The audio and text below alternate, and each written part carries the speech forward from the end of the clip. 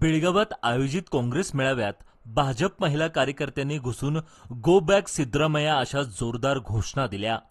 त्यामुळे मेळाव्यात काही काळ तणावाचं वातावरण निर्माण झालं होतं।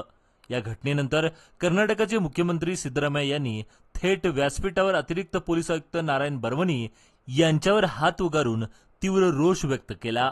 आज सोमवारी बेळगावातील सीपेड मैदानावर काँग्रेसतर्फे केंद्र सरकारच्या महागाई विरोधात आंदोलन सभेचं आयोजन करण्यात आलं होतं।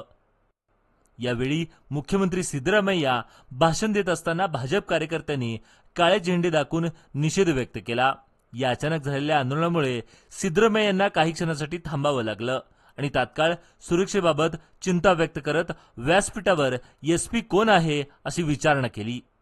त्यामुळे तातडीने अतिरिक्त पोलीस आयुक्त नारायण बर्वनी व्यासपीठावर पोहोचताच मुख्यमंत्री सिद्धरामय्या यांनी हात उगारून उग्र शब्दात त्यांना धारेवर धरले आणि हे काय सुरू आहे, तुम्ही काय करत आहात असा जाब विचारला।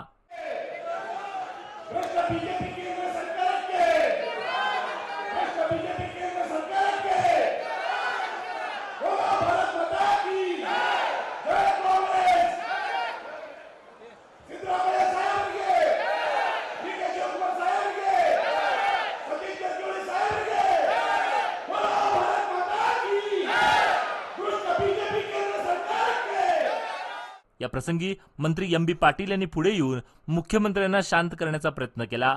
या घटनेमुळे काँग्रेस मेळाव्यात काही काळ तणावाचं वातावरण निर्माण झालं होतं, मात्र नंतर सभा सुरळीत पार पडली।